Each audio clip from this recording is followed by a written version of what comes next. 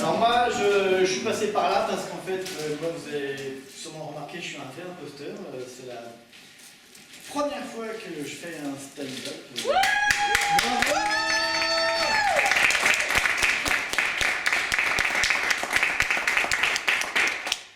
Et le souci, c'est que je l'ai écrit ce matin. Du coup, je me suis fait un pense-bête. Et je me suis engagé une secrétaire du coup pour qu'elle me tienne le pense-bête. Donc Oriane, si tu peux venir s'il te plaît.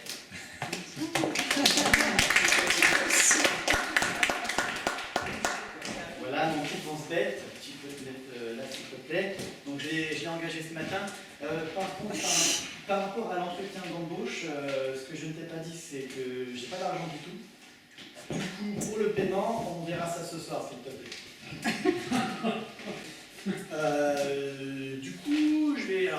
Apparemment, je vais déroger à la règle, puisqu'apparemment, moi je posais une question, mais je veux que ça soit à main levée.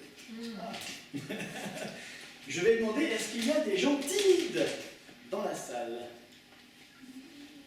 Des gens timides, des gens d'un stand-upper timide, des gens timides dans la salle. Alors déjà, du simple fait que vous avez levé la main, vous n'êtes pas si timide que ça peut-être. Parce qu'il faut un effort surhumain pour lever la main quand on pose des questions. Et du coup, tous ceux qui l'ont pas levé, apparemment, ils sont timides. Et du coup, en fait, moi, alors ici dans cette pièce, je peux vous assurer que la personne la plus timide qui soit, c'est moi. Je suis d'une timidité maladive, extrêmement maladive, j'en souffre énormément. Et je le combats encore aujourd'hui. Et ça, c'est très, très, très difficile parce que là, en général, quand je suis sur scène, parce que stand-up c'est la première fois, mais sur scène, j'ai commencé à 9 ans. Donc la scène, ça, je connais. Et j'ai l'air super à l'aise sur scène. Je suis super à l'aise sur scène. Mais en fait, ce qui se passe à l'intérieur, c'est. Qu'est-ce que je fais là? Il y a beaucoup de monde! Au secours! Non!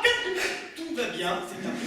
Je me sens super bien, il n'y a aucun problème. Et du coup, Oriane elle est là pour me souffler si je me plante totalement dans mon texte. Et si alors de toute façon ce matin je l'ai fait devant elle, elle m'a dit c'est beaucoup trop long, il faut que tu fasses plus court. Donc peut-être qu'elle ne me dira pas quand je me plante. N'est-ce pas? Alors du coup, pour vous expliquer, en plus en fait je vais simplement vous raconter ma vie. En fait, vous raconter à quel point je suis timide. Et en fait, un exemple tout bête, ma mère, quand j'étais jeune, m'envoyait acheter du pain. Jusque-là, tout normal, hein, quand j'avais l'âge de mes gosses qui sont là d'acheter du pain. Du coup, mais vraiment timide à ne pas pouvoir parler aux gens. Donc déjà, quand elle savait, je me cachais déjà pour qu'elle ne savait pas prendre du pain. Bon, je me fais choper, elle va prendre du pain, elle me donne l'argent. De chez moi jusqu'à la boulangerie, de la queue jusqu'à arriver chez la boulangère, dans ma tête, je ne sais pas si ça le fait au timide, dans ma tête c'est « Bonjour madame, 2 baguettes s'il vous plaît. Bonjour madame », c'est une répétition générale. Bonjour madame, 2 baguettes s'il vous plaît. Bonjour madame, 2 baguettes s'il vous plaît. Jusqu'au bout, je vous jure, des fois que j'oublierai un mot, je ne sais pas, ou que ça se transforme en 4 croissants, je n'en sais rien, pourtant c'est simple. Elle m'a dit 2 baguettes. En fait, quand on est timide comme ça, on ne peut pas passer pour un imbécile, du coup on va se tromper. Bonjour madame, 2 baguettes s'il vous plaît. Et avec l'argent qui est là, comme ça, celui-là, là, et sans arrêt, il y a encore de l'argent. Ouf. Bonjour madame, 2 baguettes s'il vous plaît. Oh, il y a encore de l'argent. Bonjour madame, 2 baguettes s'il vous plaît. Il y a encore de l'argent. Jusqu'au bout. Et il faut savoir que quand tu as peur, tes peurs un jour se réalisent, et un jour, j'ai un sou dans la poche, il n'y a plus d'argent. Je reviens, j'ai retapé ma mère, d'accord. Et en plus, après, ils ont inventé la carte bleue, ce qui fait que ma répétition dans ma tête, il y avait un truc en plus. Bonjour madame, 2 baguettes s'il vous plaît, 58,44. Bonjour madame, 2 baguettes s'il vous plaît, 58,44. Bonjour madame, parce que le numéro de carte bleue, ça, je vous jure que c'est encore actuel. Le numéro de carte bleue, avant, j'ai un toc là-dessus. Quand je sais que je paye avec la carte bleue, tout ça, 58,44, 58,44. Alors, je viens de me rendre compte que je vous ai donné mon vrai numéro de carte bleue. Du coup, mon portefeuille est bien caché, je ne l'ai pas sur moi, ne cherchez pas où il est.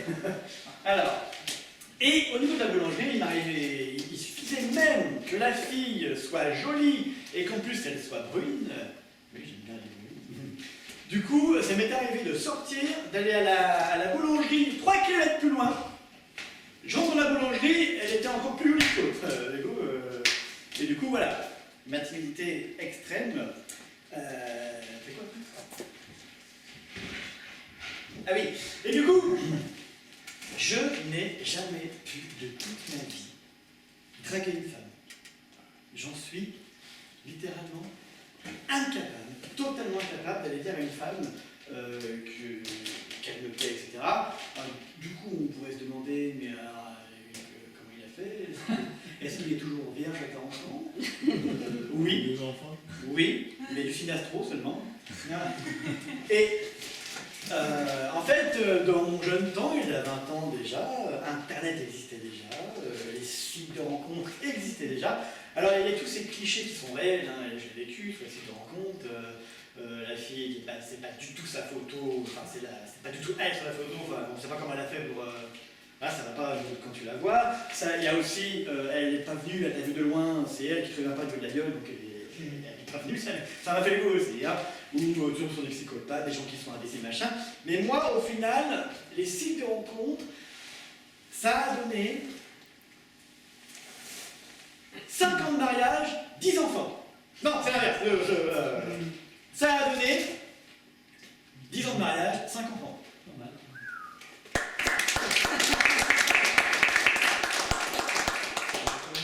C'est pour de vrai, vous pouvez témoigner. Il n'y en a que 2 là, mais... Et donc, oui, donc 5 enfants. Et alors, comme quoi ça marche, enfin, ça dépend du point de vue. Ça dépend ce que tu voulais à la base. Donc voilà. Et du coup, alors, moi, très très timide maladif, je sais que je ne vois pas forcément là, mais très très timide maladif, j'ai subi donc du coup du harcèlement scolaire quand j'étais au collège. Bizarrement, ça ne me plaît plus. Bizarrement. Et alors, quand tu subis du harcèlement scolaire, et ben, chacun réagit comme il peut, le harcèlement scolaire. Et du coup, moi, j'ai réagi, j'ai pris le contre-pied du truc, j'ai fait le bout en train. C'est un peu comme ça que c'est arrivé, le théâtre, monter sur scène. J'ai fait le bout en train, et j'ai été jusqu'au bout. Jusqu'au bout, je me suis mis totalement à nu. J'ai fait un striptease. Dans le collège, je faisais de pitre, et dans le collège, dans la cour, j'ai fait un striptease, j'étais totalement mal à l'aise par rapport à ce harcèlement, tout ça, et le regard des autres, et du coup, je me suis lâché, j'ai fait un striptease. Et du coup, comme je ne suis pas forcément tout à fait à l'aise là tout de suite, et si c'est la seule solution, je fais un striptease. Oui. Mais on m'a conseillé d'arrêter quand même. Les gens m'ont conseillé, parce que lors des soirées, j'étais le premier à poil à faire le con. On m'a conseillé d'arrêter, on m'a parlé d'attentat à la pudeur, tout ça. On m'a aussi dit que les hommes dans la salle pourraient être jaloux. Bon, voilà, c'est pas forcément important. Du coup, je peux vous raconter plusieurs anecdotes que quand j'étais au collège, je me rappelle, j'ai pas pu rentrer en classe parce qu'il y avait devant la porte la femme que je trouvais hyper jolie, la fille, et du coup je ne pouvais pas rentrer. Après, dans ma tête, il y avait 2 trucs. Il y avait la fille comme ça, donc je ne peux pas passer, et là, il y avait mon père. Pourquoi mon père? C'est qu'il allait savoir que je n'ai pas été en classe.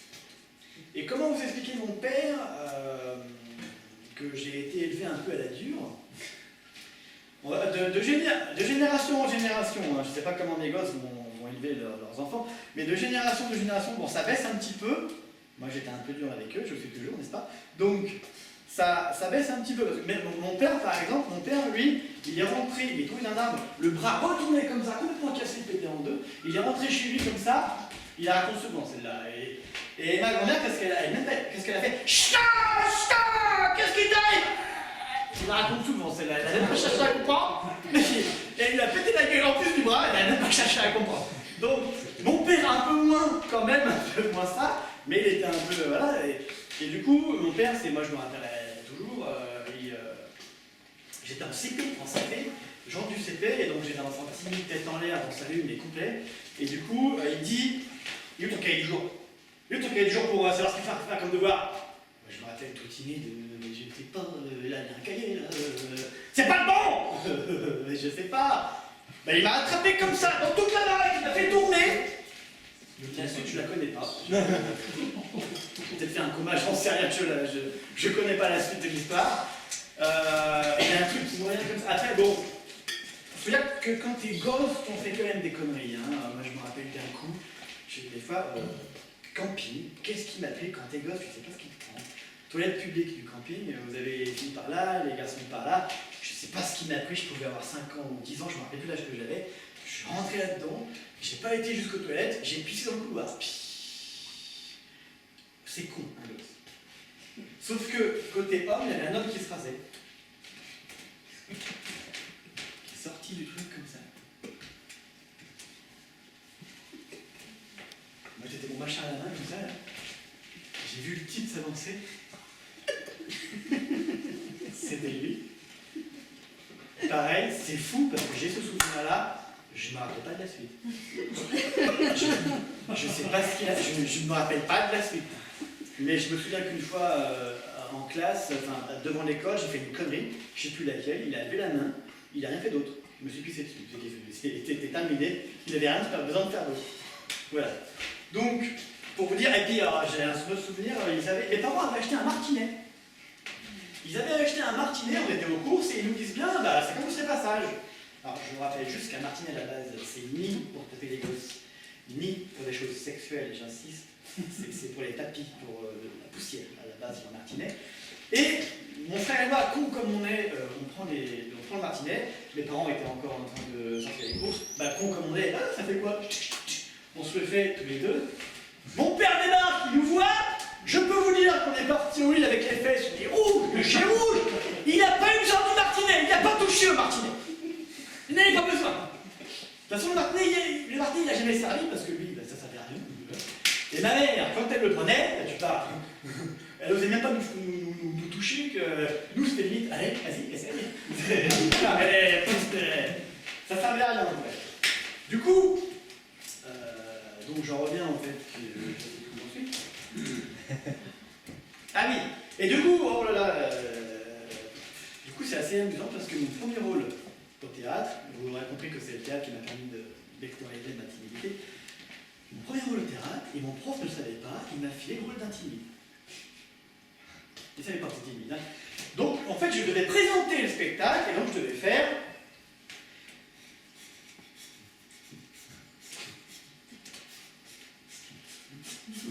Il y a trop de monde.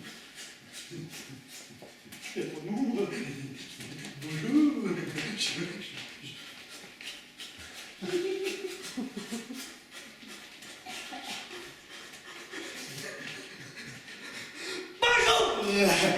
Voilà, je ne dis pas tout le truc, mais ça donnait ça. Donc voilà. Et du coup, par rapport à ma timidité, en fait c'est très simple. Il a fallu, à un moment donné, il a fallu prendre le taureau par les cornes. Alors, le taureau par les cornes, alors, je comprends l'image. Hein, le taureau, c'est l'obstacle à traverser, c'est ma timidité.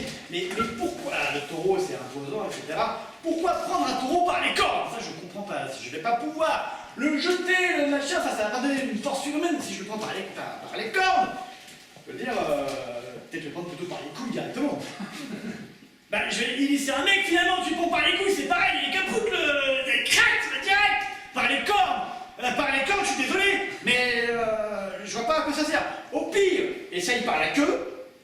Mais du coup, par la queue, je ne pense pas que tu peux le montrer à ces messieurs, celui-là, et en faire un sac de couchon, je m'étonnerais. Et en plus, quand t'es attrapé par la queue, bah, il a ses cornes de libre, il peut t'empaler, le gars. Et je te rappelle qu'il a une autre queue, il peut aussi t'empaler avec. Ça, c'est un autre... Ça, c'est un autre détail. Alors, ça, c'est pas du vécu par rapport à mon... Alors, du coup, qu'est-ce que j'ai fait pour combattre toute cette timidité? On y vient au village vacances. Donc moi, mon métier depuis que j'ai 17 ans, c'est le domaine de l'animation, du spectacle, m'occuper des enfants. J'ai fait colonie de vacances, centre de loisirs, j'ai été responsable d'animation en village vacances. Actuellement, je suis directeur de centre de loisirs. Donc je suis vraiment dans le domaine de l'animation globale. Mais le truc, c'est que ça prend du temps, quand même, parce que ça évolue. Par exemple, en colonie de vacances, au début j'avais 20 ans, hein, il faut, par exemple, vous avez au moins, des fois, 100, 200, 300 gamins, et dans un grand réfectoire, il fallait, après manger, leur répéter le programme qu'il y avait le soir, leur rappeler quelques règles de vie, parce que les enfants font des bêtises, il faut leur rappeler les règles de vie. Donc, prendre la parole devant tout le monde, et tes collègues qui te regardent. Du coup, je suis quelqu'un qui a passé beaucoup de temps aux toilettes, alors que je n'avais ni envie de faire caca, ni pipi. J'ai passé des heures aux toilettes, à ne pas bouger, à ne faire oublier. Et à l'époque, je n'avais pas de téléphone portable. Du coup, oui, t'es vraiment aux toilettes comme un con à regarder le truc, en te disant, quand je vais sortir, bah, on aura fait autre chose, on pourra faire autre chose. Du coup, oui. Et du coup, je vous mets aux toilettes, on y reste un petit peu. Vraiment, je suis quelqu'un qui aime qu'on ne le regarde pas, qui aime être tranquille. Donc, aux toilettes, je veux faire zéro bruit. Donc, toilette publique, rien que pour faire pipi, je ne fais jamais dans l'eau. Toujours sur le côté, là, quand ça ne s'entend pas, en fait, comme ça, personne ne m'entend. Quand je suis en train de faire caca, disons-le tout de suite, si j'entends du monde à côté ou qui se lave les mains, je ne peux pas, ce qui fait que j'attends la chasse d'eau du voisin.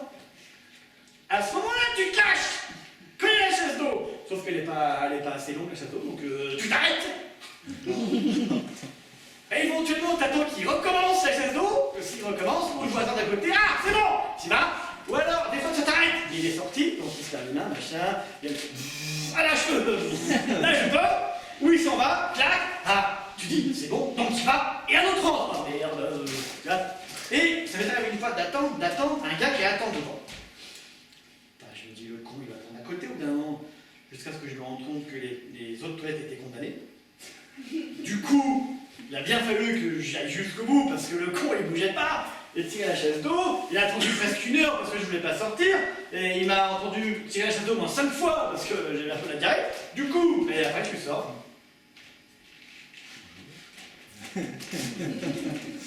Bref. Et du coup, j'en suis là. Ah oui, c'est qui. Alors, et aussi, en village vacances, au début, alors je me lâchais sur scène. Spectacle, machin, c'est même moi qui a tout pu créer les spectacles. J'ai toujours eu ce savoir-faire sur les spectacles et créer des spectacles. Et j'avais droit à des heures de pause. Et le patron qui ne venait jamais, lui, il me voit au bar, en pause, sans bouger. Et il vient me voir et il me fait « Qu'est-ce que c'est que ça? T'es nonchalant, là !» Alors déjà, ça me gonflait parce que je ne savais pas ce que ça voulait dire. J'ai cherché dans le dictionnaire et nonchalant, ça m'a pas plu. Même pas du tout ce qu'il me disait là. Et du coup, un truc tout bête, hein, je passais 1 heure, parce que j'étais aussi animateur pour les gosses, les préados, donc oui, alors fais ci, fais ça, pendant 1 heure, et je vous jure que je m'assois au bout d'1 heure, le patron ouvre la porte. Voilà. Qu'est-ce que tu fais encore, espèce de nonchalant? Du coup, toute ma vie, encore aujourd'hui, je me bats au travail pour qu'on ne me dise pas que je suis nonchalant. Je ne veux pas qu'on me prenne pour pas dire la belle.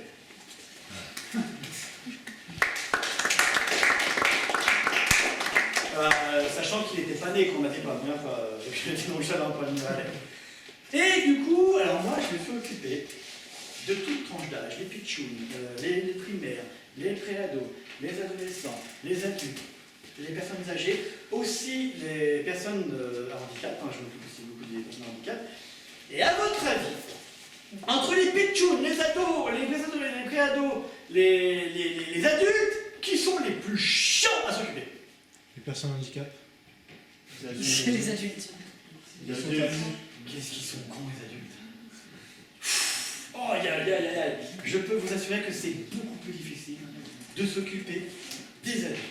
Les adultes, ça se pose trop de questions en fait. Les enfants, quand tu es plein d'entrain comme ça, que tu leur fais faire, tu leur montres, tu fais des démonstrations, ils te suivent partout. Ils partent dans des mondes féeriques, ils partent avec toi à Disneyland pour faire des spectacles. Les adultes, et je le vois, hein, je suis prof de théâtre, et j'ai un groupe d'enfants le mardi, ils sont 22, ils me suivent partout, tous les délires. Le vendredi, les adultes ont toujours une question. Mais ça, et puis ça. Mais fais, tu verras bien, lâche-toi. Et du coup, j'ai un exemple par rapport à ça. J'ai un exemple, donc j'étais en village vacances, deux personnes âgées deux personnes âgées arrivent et viennent me voir. Alors, à l'époque, on pouvait encore les appeler les petites vieilles. Donc, elles viennent me voir, les petites vieilles, comme ça, et elles me font « Monsieur !» Parce qu'elles partaient le matin, il y avait des paniers repas, et elles partaient en randonnée, en fait, toute la journée. « Monsieur ! Monsieur ! Elle m'a piqué mon panier repas ! Monsieur ! Monsieur, s'il vous plaît !» Et t'as l'autre d'à côté. « Alors, c'est pas vrai, hein ? Je vous jure que c'était le mien, les balles sur celui-là. Non, c'était le mien. Monsieur, vous allez faire quelque chose !» Et je me suis dit, le concept d'adulte n'existe pas. C'est pas possible. Puis là, monsieur, elle vous attend pas, monsieur, c'est Dominique, hein, monsieur. Du coup, moi, en tant qu'adulte responsable, je suis allé jusqu'au carton que j'avais mis là où il y avait d'autres paniers repas. J'ai pris le panier repas, j'ai donné à celle qu'on n'avait pas, et c'était réglé. Ah, merci, monsieur, j'ai bien gentil, hein. Ben voilà, c'était tout. Alors attention, attention, parce que... Tu m'as dit que j'étais payée pour 20 minutes, c'est 20 minutes aujourd'hui.